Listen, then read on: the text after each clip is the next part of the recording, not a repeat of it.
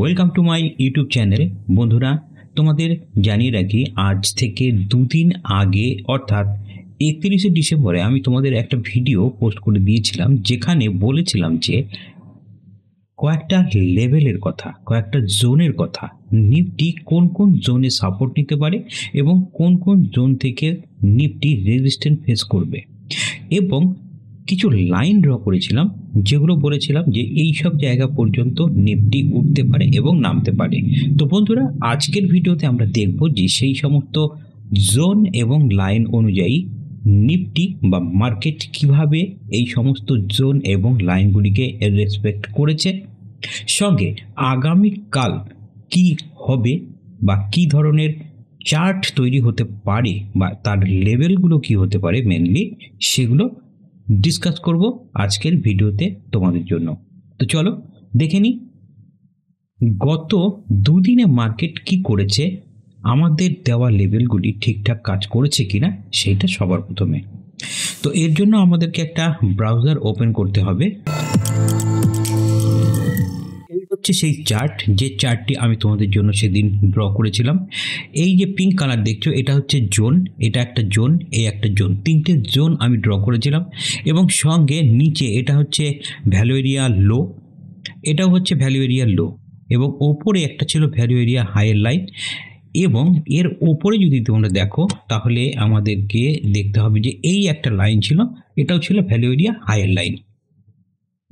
আমরা এই পর্যন্ত মার্কেটে সেদিন আমরা বলেছিলাম, তারপরে মার্কেট 1 2 3 দিন চলেছে, অর্থাৎ মার্কেটের এইখান থেকে সেদিন গ্যাপ ডাউন হয় এবং গ্যাপ ডাউন হয়ে মার্কেট নিচে আসে, এবং তারপর মার্কেট এই ভ্যালু এরিয়া লোকেও ব্রেক করে। কিন্তু ব্রেক করলে হবে কি, নেক্সট ক্যান্ডেলই মার্কেট ওপরে চলে আসে এবং তারপর এই জোনে গিয়ে মার্কেট ক্লোজ করে।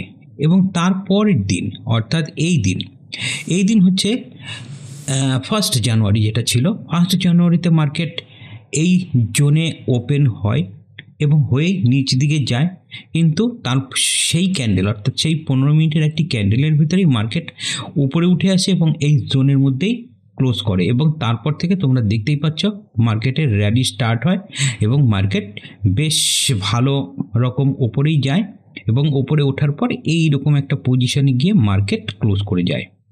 আজকে কি হয়েছে, আজকে এইখানে যেখানে মার্কেট ক্লোজ হয়েছে ঠিক সেই জায়গাতে কিন্তু মার্কেট আবার ওপেন হয়। ওপেন হওয়ার পর মার্কেট নিচে আসে এবং তারপর থেকে মার্কেট যে বাইং শুরু হয় এবং মার্কেট একদম একটা র্যালি দেয়, একটা স্ট্রেট 45 ডিগ্রি অ্যাঙ্গেলে একটা র্যালি দিয়ে মার্কেট এই মুহূর্তে 24,270-এ গিয়ে ক্লোজ করেছে। তোমাদের জানিয়ে রাখি, এই ধরনের যে লাইনগুলো তৈরি করে থাকি আমরা, সেই সমস্ত যে চার্টটির উপরে আমরা করি সেটা হচ্ছে ফিউচারের চার্ট, কারণ ফিউচার চার্টেই আমরা সাধারণত ডেটাগুলোকে দেখতে পাই। স্পট চার্টে কিন্তু এই ধরনের লেভেল তৈরি করা খুব কঠিন। তো আজ আমরা দেখব যে আগামীকালকের জন্য আমরা কি লেভেল এখানে ড্র করতে পারবো। এর জন্য আমাদেরকে মার্কেট প্রোফাইলকে অন করতে হবে। মার্কেট প্রোফাইলকে অন করলে আমরা দেখতে পাচ্ছি আজ যে মার্কেট প্রোফাইলের কাজ করেছে সেটা হচ্ছে, দেখা যাচ্ছে যে এইখানে একটা দেখেছো, এখানে একটা ইয়েলো কালারের লাইন, এটা হচ্ছে একটা সিঙ্গেল টিপিও লাইন।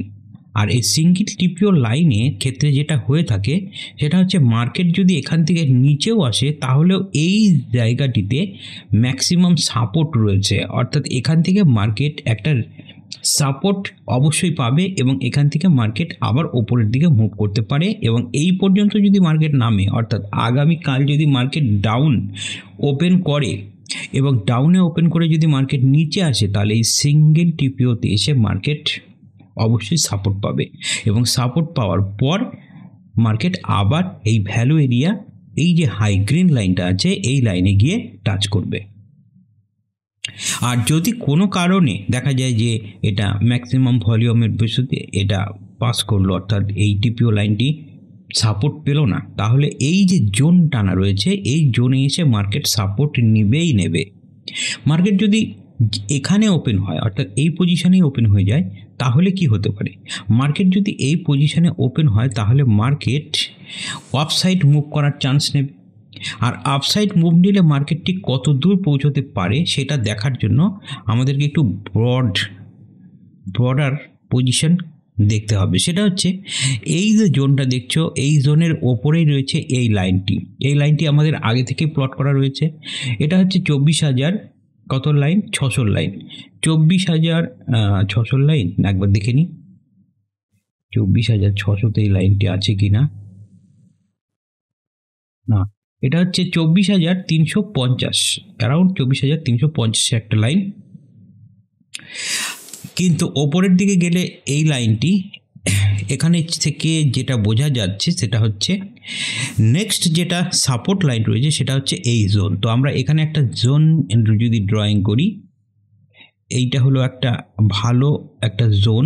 এই জোন পর্যন্ত এসে মার্কেট আবার একটা রেজিস্ট্যান্স ফেস করবে এবং এই জোন পর্যন্ত পৌঁছতেই মার্কেটকে বেশ সময়ও নিতে হবে। এখানে আছে 350, এই জোনটির যেটা লাইন সেটা হচ্ছে 470, মোটামুটি প্রায় 200 পয়েন্টের একটা র্যালি হওয়ার সম্ভাবনা রয়েছে আগামীকাল, যদি মার্কেটের র্যালি শো করে। তবে মার্কেট যদি ওপরে উঠে গিয়ে থাকে এবং পজিশন যদি এখানে ভালো থাকে তাহলে মার্কেট ওপরের দিকে যাবে, আর নিচ দিকে এলে মার্কেট এই পর্যন্ত আসবে এবং এখানে সাপোর্ট গ্রহণ করবে। এটাই হলো নিফটির এই মুহূর্তে, অর্থাৎ আগামী কালকের যেটা রেঞ্জ হওয়ার কথা সেটা হচ্ছে এতটুকুই হবে। তো চলো এবারে আমরা দেখে নিই ব্যাংক নিফটি আমাদের কি হতে পারে। ব্যাংক নিফটির ফিউচারের চার্ট আমরা ওপেন করছি। এখানে দেখো আমার কোনো রকম ড্রয়িং কিচ্ছু নেই।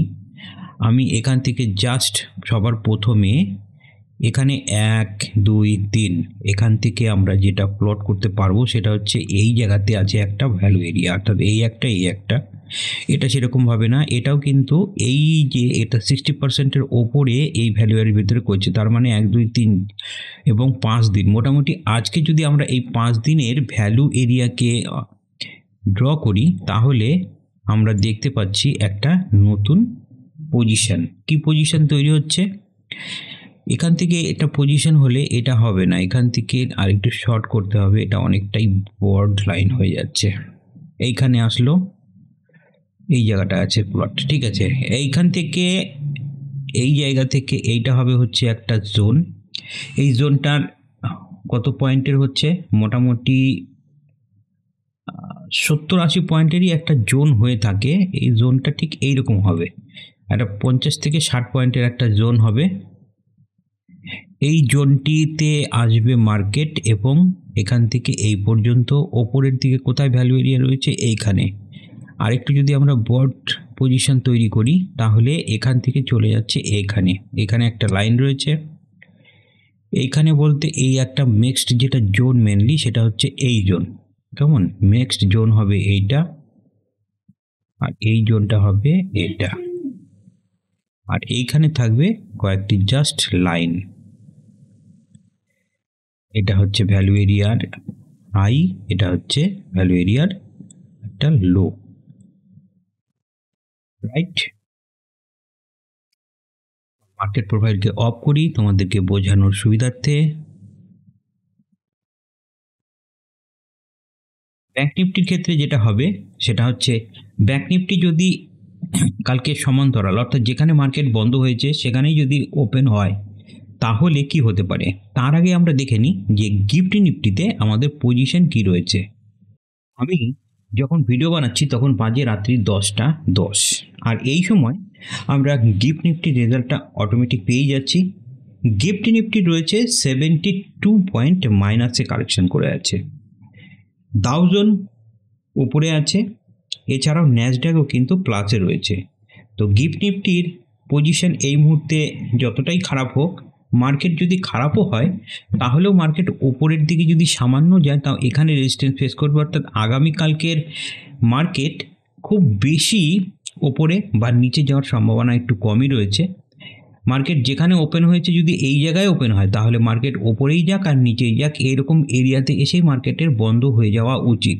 আর যদি নিচ দিকে আসে তাহলে 51,500 থেকে 600 এর রেঞ্জের ভিতরে মার্কেট আগামীকাল ক্লোজ হতে পারে। আর মার্কেট যদি ওপরে যায় তাহলে কি হতে পারে, মার্কেট এই মুহূর্তে 51,875-এ ক্লোজ হয়ে রয়েছে।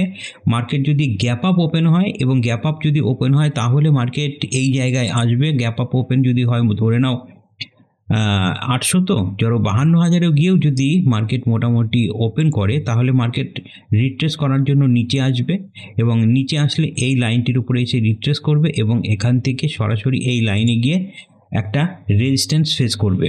তাই আমাদের যেটা প্ল্যান থাকবে সেটা হচ্ছে, আমাদের যদি মার্কেট এখানে ওপেন হয় তাহলে এখানে রিট্রেসমেন্টের ওয়েট করব, এবং এই হাইকে ব্রেক করলে আমরা এখান থেকে এইটুকু, এইখান থেকে ঠিক এইখান থেকে এই পর্যন্ত আমরা কি করব না, এটা হবে আমাদের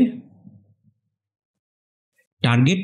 এই পর্যন্ত টার্গেট নেওয়ার চেষ্টা করব। আর যদি মার্কেটের নিচ দিকে যায়, মার্কেট যদি এখান থেকে খোলে এবং এখানে ওপেন হয়, মার্কেট যদি এরকম সমতল এরিয়াতেই যদি খোলে তাহলে মার্কেট হাইলি উপর দিকে যাবে। অল্প কিছু পয়েন্ট, হয়তো 1 টিপিও বা 2 টিপিও পর্যন্ত যেতে পারে। তারপরে মার্কেট ডাউনফল করবে এবং নিচে আসলে মার্কেটের যেটা সরাসরি যেটা সাপোর্ট জোন পাবে সেটা হচ্ছে এই পর্যন্ত। তো এই হচ্ছে মেনলি মার্কেটের ভিউ নিফটি এবং ব্যাংক নিফটির। আশা করি তোমরা আজকের এই ভিডিও থেকে আগামীকালকে ট্রেডিংয়ে অনেকটাই সুবিধা পাবে। দেখা হবে তোমাদের সঙ্গে পরের ভিডিওতে।